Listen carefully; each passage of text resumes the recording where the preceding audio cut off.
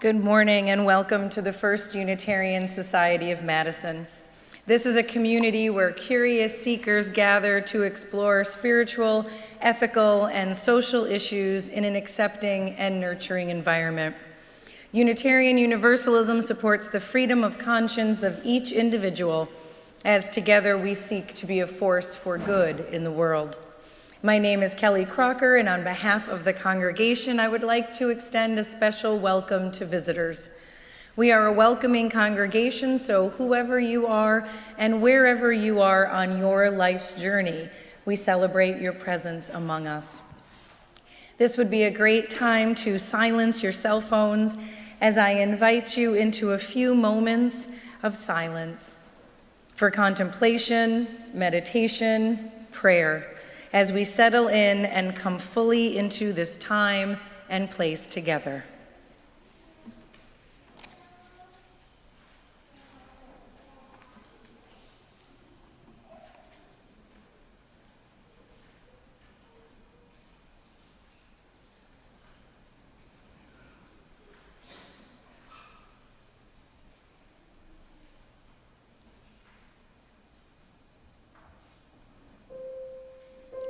And I invite you to rise in all the ways we do for our opening hymn, number 121.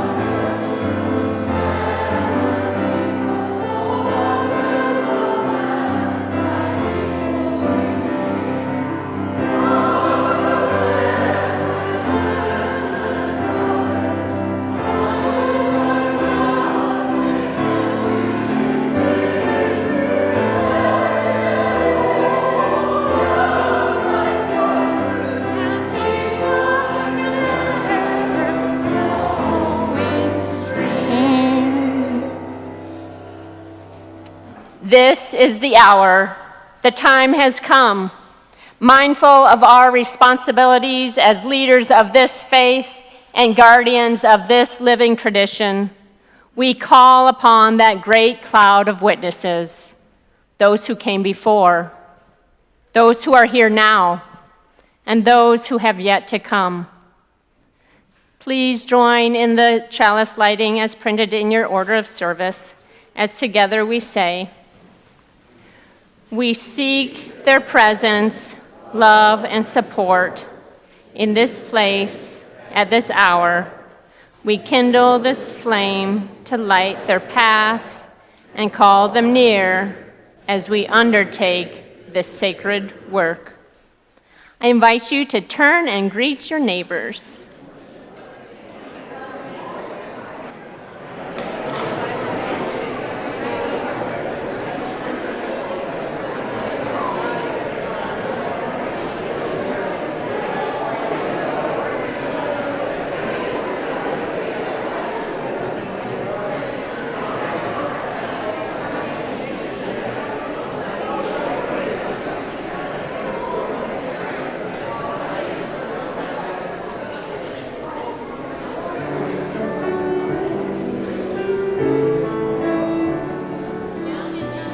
Can come forward. I have a story to share this morning.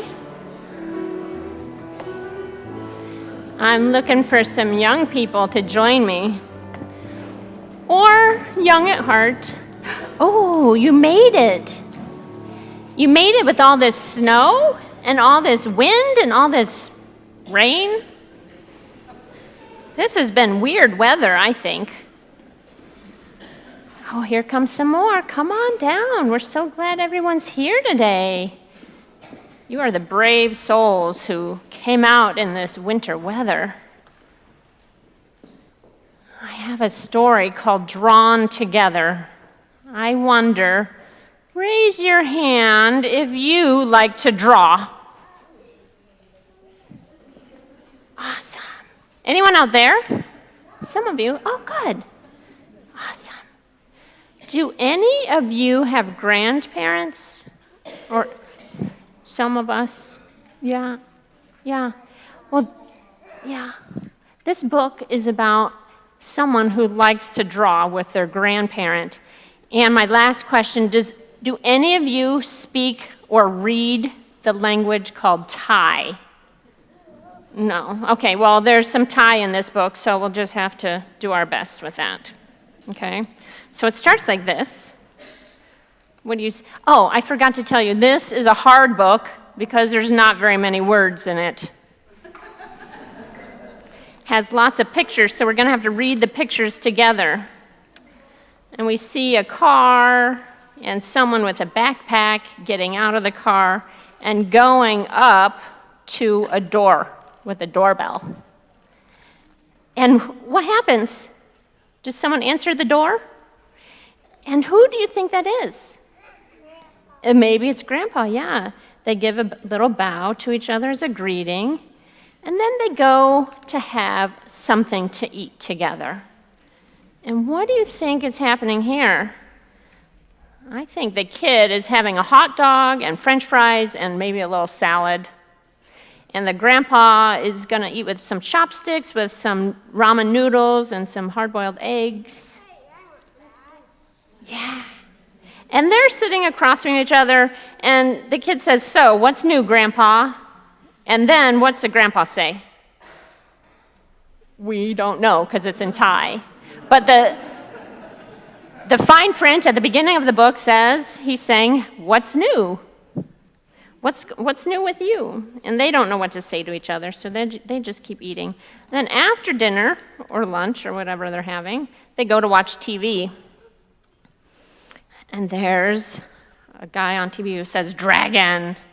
And Grandpa in Thai says, "Would you like to watch something else?" And the kid says, "Can we watch something else?"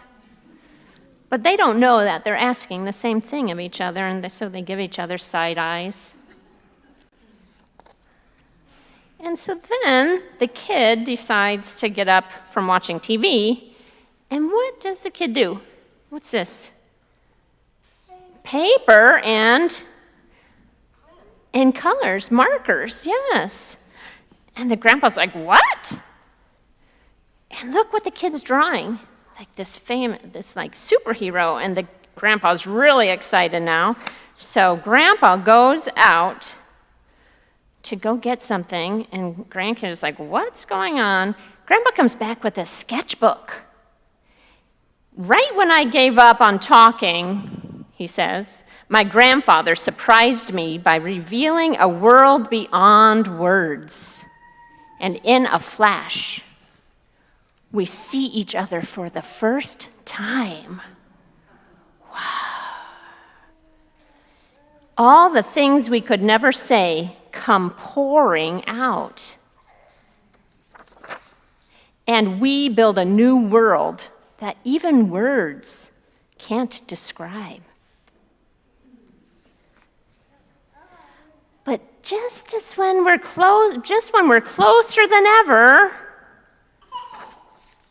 that old distance comes roaring back. Okay, here's some more pictures we have to read. So the grandpa is grabbing for the wand, is making beautiful pictures, and the grandkid grabs the paintbrush and says, this time I'm not afraid. Because I know that together we can make our way across. So I don't know if you see this detail, but there's a little dragon in this bridge that they built together. So they turned that roaring dragon into a bridge. Now, after years of searching for the right words, we find ourselves happily speechless. So there's something about drawing together that they really enjoy. Let's see what happens after they hug. It looks like probably mom came to pick up the kid. And they're all hugging goodbye. And the kid has the paintbrush, and grandpa is waving with the marker. That's an interesting story. It might not make a lot of sense. It's about drawing, and it's about connecting with people who might be kind of different from us. So I'm going to ask you to think about connecting with people in your RE class, different generations and different interests. And while you go to your RE classes, we're going to sing you out, okay? We're going to sing hymn number 148, Let Freedom Span Both East and West. We'll see you all later.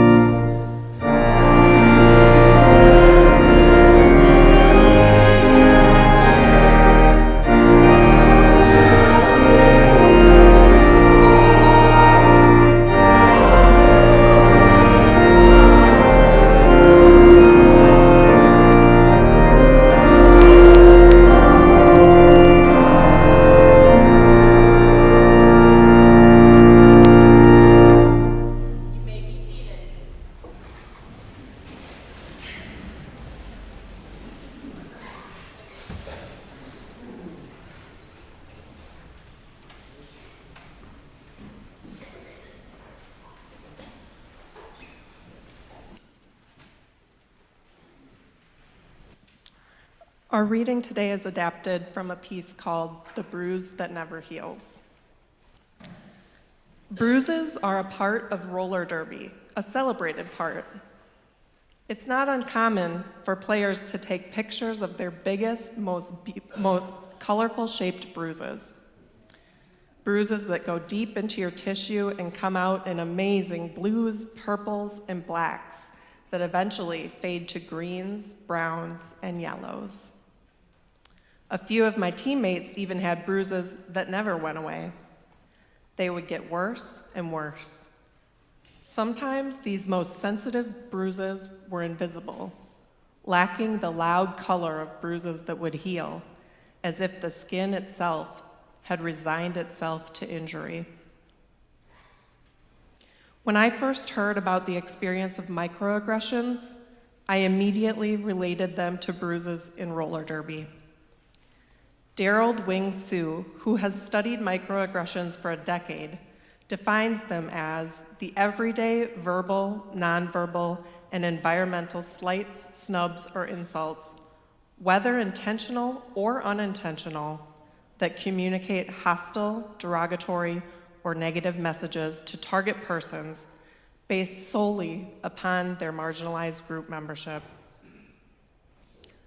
A person from any marginalized group can be the target of microaggression. People of color experience them from white people. Women experience them from men.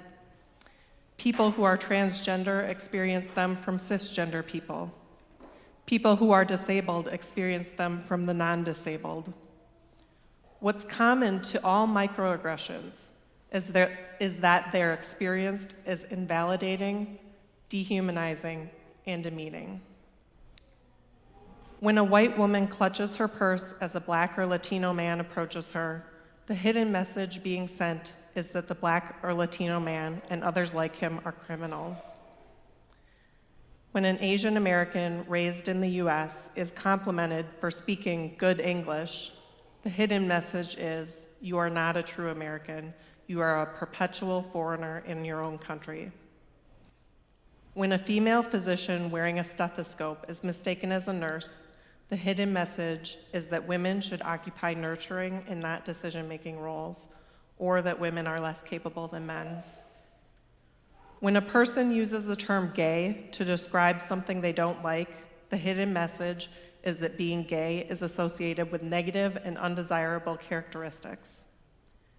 When the outfit worn by a TV reality show mom is described as classless and trashy, the hidden message is that lower class people are tasteless and unsophisticated. These are all microaggressions. There are many, many more. They all say, you do not belong, and the effect builds up over time. Someone who regularly experiences microaggressions becomes more and more aware of them. The bruise gets bigger and more sensitive until even the slightest touch is experienced as excruciatingly painful. Those who experience microaggressions suffer biologically, emotionally, cognitively, and behaviorally. May we choose to face the difficult truth that we are each sometimes unwitting perpetrators that cause pain to another. And may humility, love, and understanding allow us to be part of the healing process whenever possible.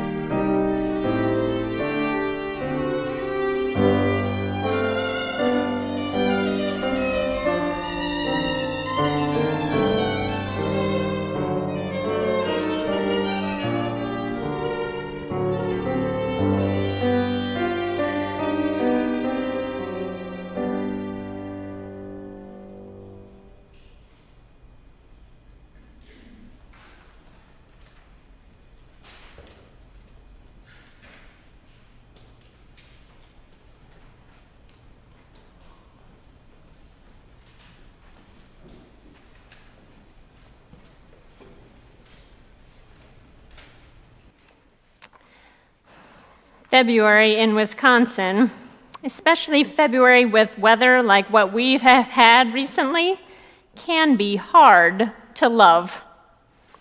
And yet I still try to find things to love about it.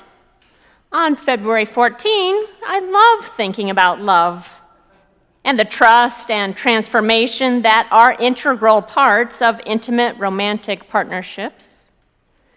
Throughout this month of Black History, I love thinking about the love and the trust and transformation that has nurtured people of African descent to survive and thrive despite the cards being stacked against them.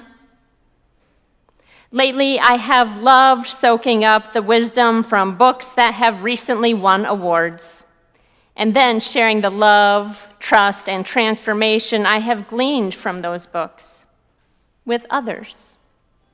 As some of you know, before I started seminary, I had spent over a dozen years as a librarian, working in the field of children's books and young adult literature. A love for books is something I bring with me into the ministry, and I'm excited to be able to share this love with you. I also love getting the chance to work with young people.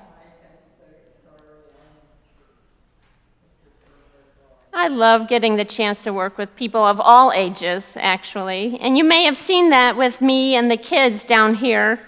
The other weekend, I got to work with the 9th graders. I hung out with them in their coming-of-age class, and I actually shared with them a little bit about my journey into ministry, but also I shared with them some picture books.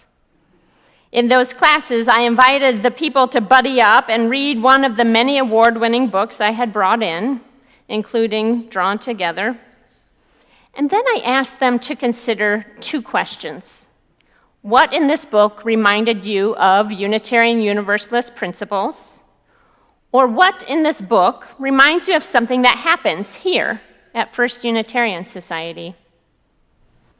What I love about sharing quality books with people of all ages is that we have the opportunity to slow down long enough to reflect on what matters most. And so I invite you to think about that Message for All Ages book, Drawn Together. What resonated for you? What spoke to your values? We have 2 main characters, though they each have superhero alter egos. They come from 2 different generations and are bridging 2 distinct cultures. What in this book reminds you of our Unitarian Universalist principles? And what in this book reminds you of something that happens here at First Unitarian Society? For me, there were several points in this book that took my breath away. The first was when the 2 characters see each other for the first time. Has that ever happened to you, where you feel like you have been seen for exactly the person you are? It's a kind of scary experience, being seen for exactly the persons we are. That means that we're seen for all of us, all my gifts, strengths, and talents, as well as my quirks, my insecurities, my shortcomings. I feel vulnerable when someone sees me wholly for who I am. And it also feels like a deep, deep blessing to be seen and to still be welcomed, accepted, and loved. Relatively recently, I felt especially seen when I was undergoing a summer-long internship as a hospital chaplain. My small group of 4 fellow chaplains and I would spend a good deal of time reflecting on our experiences with patients, but also reflecting on our reactions to the reflections of our experiences with patients. Of course, my reaction was unique to my own makeup, my composition as a human being, whether we measured it by the Enneagram or the Myers-Briggs, the birth order, or any other number of factors. In our group, we had to come face to face with the realities of who we are, how we tick, what motivates us, what scares us. We had to know ourselves honestly and completely, and my colleagues helped hold up the mirror so I could see myself clearly. It felt vulnerable, and it was a gift, and it required deep trust in one another. Deep trust is also what I pick up as I reflect on the beginning of this book, in which grandchild and grandfather see each other for the first time. There are 3 aspects in particular that I notice about these characters. The first is the characters are uniquely themselves, not replicas of one another. They have distinct styles, one with bold colors, the other with intricate line details. One with markers and wands as a medium, the other with brush and ink. Both are bold and courageous, using different tools for making their mark on the world. Not better or worse from each other, just different. They are authentically themselves. That requires trust. The second aspect I notice as I reflect on this book is that they are collaborative partners. One does not seem to be more in charge than the other. They are working together, but not with one character telling the other what to do and how to do it. You don't see the grandfather criticizing, "But this is how we've always done it." And you don't see the grandchild demanding that the grandfather speak in English. I see mutual respect and admiration. They are collaborators. That requires trust. And third, they are using non-traditional methods to connect with one another. Talking didn't work. Breaking bread together didn't work. Watching TV together didn't work. Eventually, they hit on something that did work: their shared interest in art making. Indeed, as the text says, they built a new world that even words cannot describe. Through drawing and painting, they tap into their creative powers together. That requires trust. This has important implications for our lives as well. For each of these 3 aspects, authenticity, collaboration, and creativity, trust is an important ingredient. It takes trust to show our true colors, sharing our authentic selves. It takes trust to share leadership and to collaborate with respect. It takes trust to try new and creative ways of building a new world. And truth be told, we are in desperate need of a new world. We must go beyond trust to transformation. The essay on roller derby bruises and microaggressions by Reverend Cooley reminds us that there are injuries, both seen and unseen, in this broken and hurting world. Our Unitarian Universalist principles call us to both bear witness to the reality of this world and to take action to make it better, to engage in transformation. Beyond what Alyssa read today, the essay by Reverend Cooley also includes the following: if we believe in the inherent worth and dignity of each person, and if we believe in the interdependent web of all existence of which we are a part, then we must put in the effort to face our own failings. We must put in the effort to face our own failings. The Drawn Together picture book shows us what that looks like when we face our own failings. Author Lay writes, "Just when we're closer than ever, that old distance comes roaring back."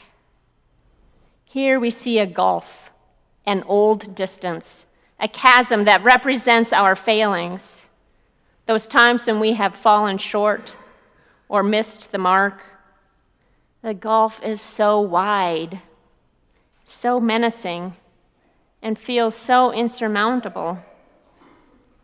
Has this ever happened to you? Suddenly, an old distance is separating you from the people you want to be with, or from the places you want to go. This indeed is frustrating, overwhelming, debilitating, maybe scary, and saddening too. After all the work we've done, we are back to that experience of separation? Reverend Cooley gives a name to this particular kind of separation. She calls it microaggressions. They are hostile, derogatory, and negative. They target people based solely on their marginalized group membership. They are experiences that are invalidating, dehumanizing, and demeaning. Ouch, indeed. I don't know about you, but I certainly have experienced those moments where suddenly that gulf is seen again and my spirits sink. In my life, when I feel all the ways that racism and white supremacy culture have limited me and kept me in a box, and I feel all the violence that has been done to the bodies and souls and livelihoods of people of color and indigenous folks, I definitely feel that old distance. It shows up, out of the blue, unannounced and uninvited. It shows up when I misunderstand a comment on my Facebook feed. You see, Bev and I were trying to sell our car a while back, and so I posted a photo of it on Facebook. One of my friends, who is an African-American man, commented on my post saying, "Call me, sister," and then giving a phone number. I personally did not remember him having a biological sister, but I suppose that she could probably indeed use a reliable car. It turns out he didn't make a typo. Rather, the mistake was mine. I had thought that he had meant to type my, as in call my sister.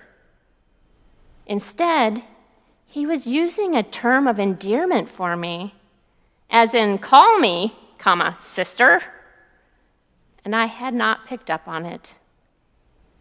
In that moment, that old distance, that cultural gap, came roaring back. It's a small example, but one that fills me with disappointment nonetheless.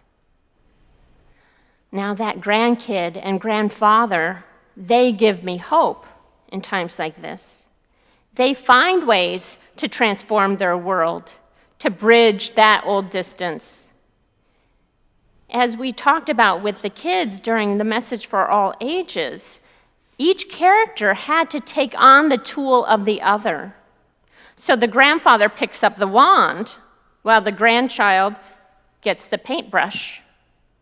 As they actively fight that roar of that old distance in new and creative ways, the text reads, "This time I'm not afraid, because I know that together we can make our way across." I know together we can make our way across. Here again, we see their authentic selves, working collaboratively in new and creative ways, using new tools in this instance. To me, this speaks of the ongoing work of bridging cultural gaps. We have to engage in the work again and again. It will never be completed. It's lifelong work. Reverend Cooley gives us some specific ways that together we can build bridges. She writes, "It means learning about how we may cause harm to people, even unintentionally, and then working to make it right. It means using techniques such as oops and ouch when we have erred. It means recognizing that the impact of our words on others matters more than our intent. It means listening to the stories of others with humility and an open mind and heart. This," she writes, requires constant effort and does not come easy. And, as with so much other work of this nature, we will break each other's hearts and fail over and over again. But if we let it, this is what will allow us to grow. Did you hear that? This constant effort, this work that breaks our hearts again and again, this has the potential to allow us to grow, to be transformed. At my seminary, we are acutely aware of the tenacity, that roar of the systemic nature of the dominant culture that privileges whiteness in such a variety of ways. In an effort to take steps to address this roar, both bearing witness to the brokenness and stepping into the trust required for transformation, my seminary has organized optional affinity group gatherings based on racial identity.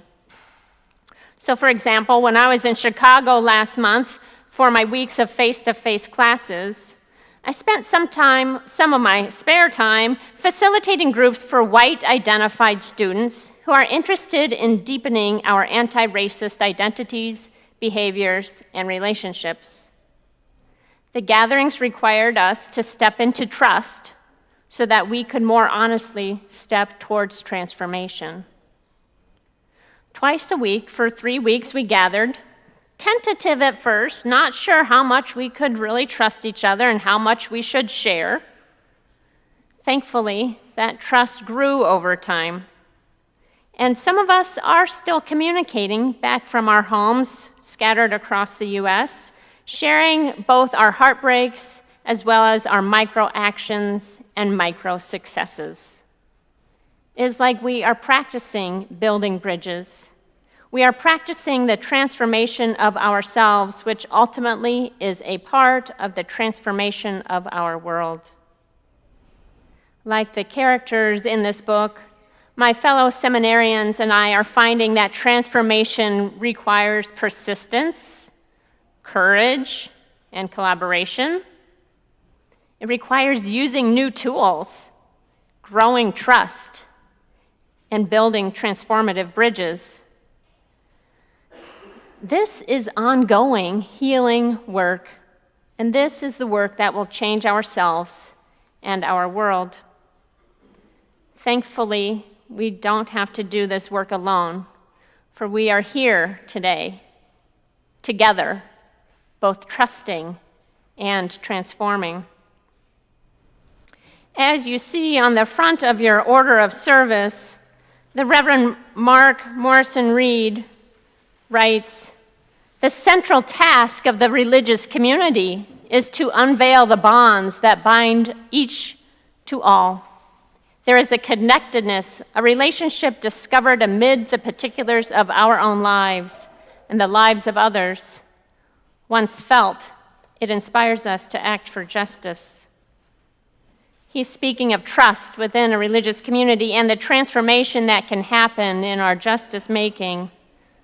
And then he continues, "It is the church that assures us that we are not struggling for justice on our own, but as members of a larger community. The religious community is essential, for alone our vision is too narrow to see all that must be seen, and our strength is too limited to do all that must be done. Together our vision widens and our strength is renewed." In the week ahead, may you see signs and symbols of trust and transformation popping up in your life wherever you look. May you remember how to tap into your authentic self, as vulnerable as that feels at times. May you engage in collaborative leadership filled with respect and appreciation. May you collectively pick up new tools that will help you to creatively build a new world. Trust and transformation are possible, my friends, and we get to practice them together. Blessed be and amen.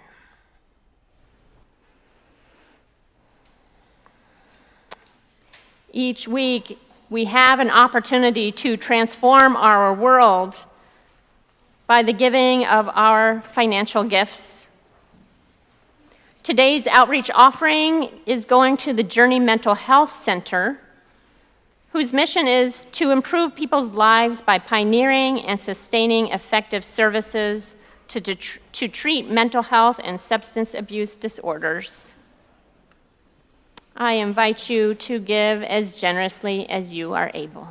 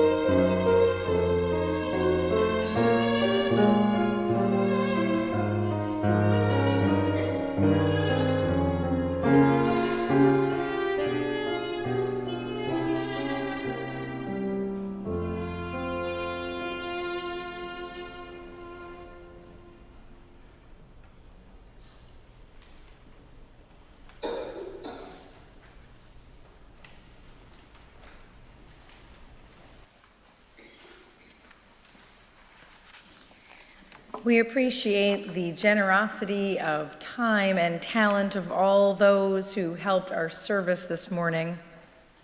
Our greeter was Patty Whitty. Our ushers, Allison Mix, John Mix, Pamela McMullen, and Tom Dolmage. Our lay minister is Dorrit Bergen.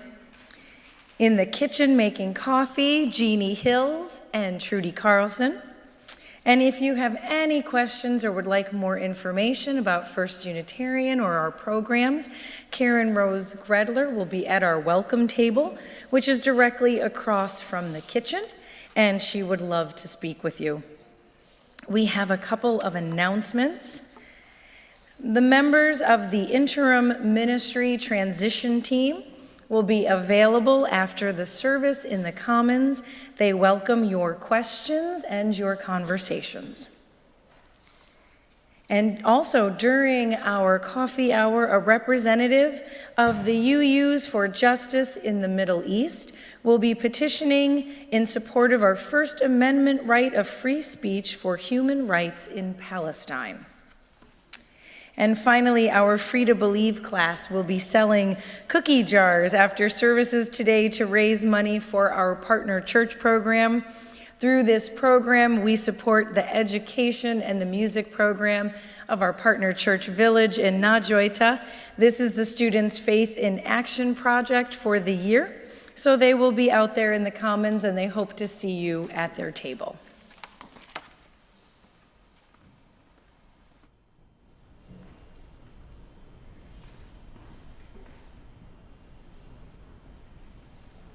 Once a month, On the fourth weekend of the month, First Unitarian Society shares our joys and sorrows by lighting candles with one another. If you came here today carrying a sorrow so heavy that you need the help of this community to bear its weight, or if you bring a joy that is simply too great to not be expressed, now is the time for you to speak. This sharing of joys and sorrows is our time in the spirit of acceptance and support to share with one another some special event or circumstance that has affected your life or the life of a loved one in recent days or weeks. Anyone who wishes is invited to come up front, light a candle, and using the microphone provided by Dorrit, briefly share with us your message. You may also come forward to wordlessly light a candle and return to your seat. Or if you're unable to come forward to light a candle, just raise your hand and we'll light a candle for you and bring you the microphone. I now open the floor for the sharing of our joys and sorrows.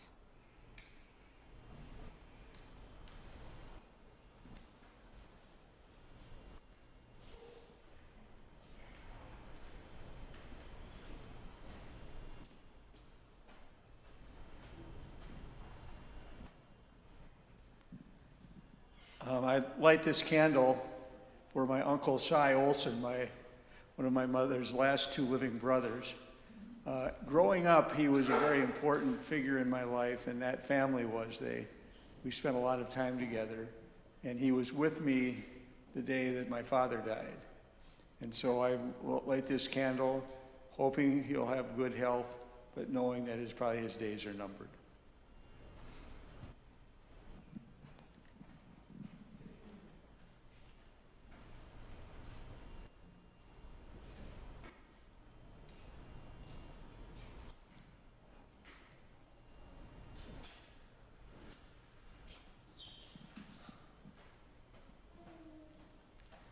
I'm lighting a candle for my cousin Gary, who died very suddenly Sunday night of sepsis, leaving behind his parents and his wife and 3 teenage kids. And our family's all thinking of them.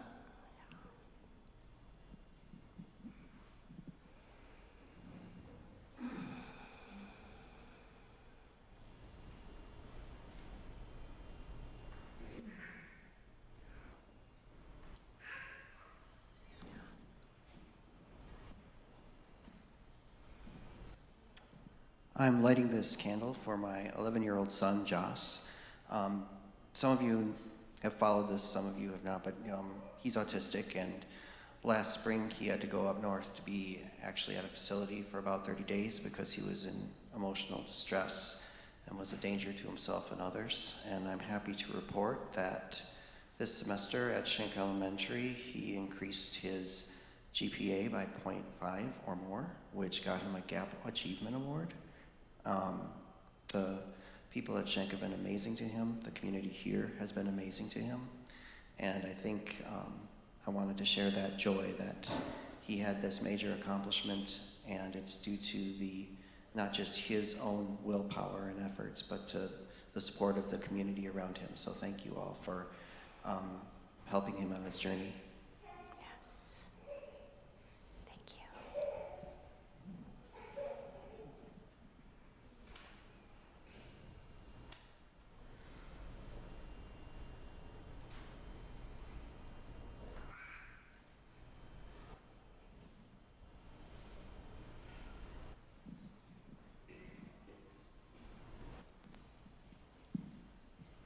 I've never used this before. Closer? Okay. I recently lost a son to cancer. And our family was hoping to have a memorial service that would really show what he had meant to us. With the loving care and the times, the time and everything they did for us in this church made this a glorious memorial service that everyone admired, and I will never, ever forget all the time and effort they put in to satisfy our wish for our son. Thanks so much, Glenna. I called you Glenna.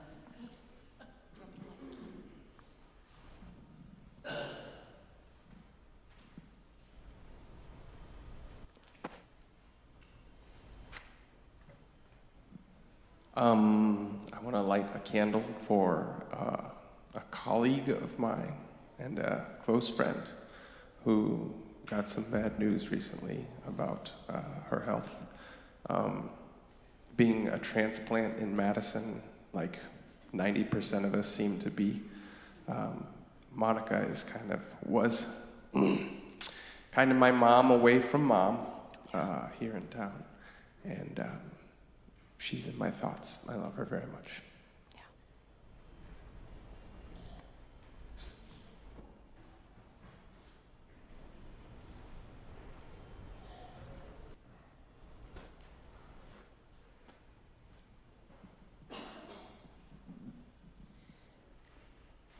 I'm going to be sitting in the surgical waiting room tomorrow morning over at UW.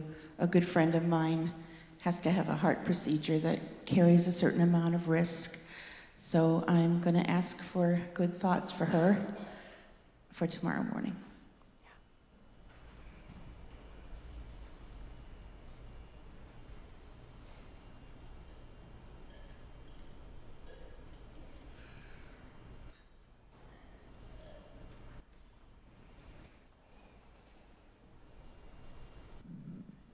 Hi, sorry, I have a cold. I just wanted to light a candle for my very good friend, Ellis Avery, who just died this past week at age 46 from a very rare form of cancer. She's a wonderful author, and I urge you to look up her novels. And she was just a bright, wonderful spirit, so I just wanted to light a candle for her.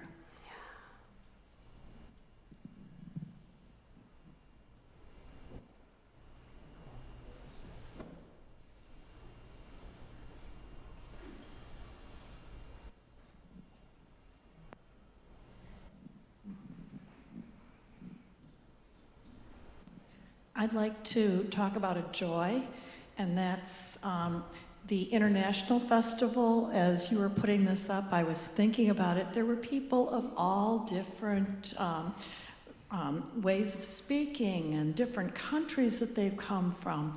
And we got together for dance and music and food. And if you missed it this year, don't miss it next year, because it's just a wonderful time for everybody to get together and to be one.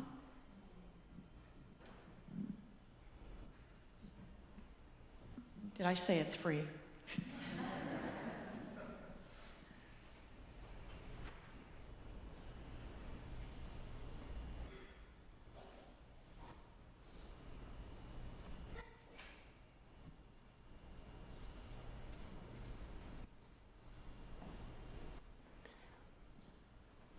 We'll light one last candle for all those joys and sorrows that are still residing in the depths of our hearts.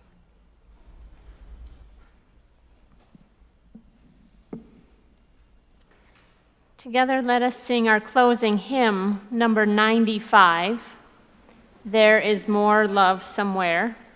I invite you to stand in body and or spirit.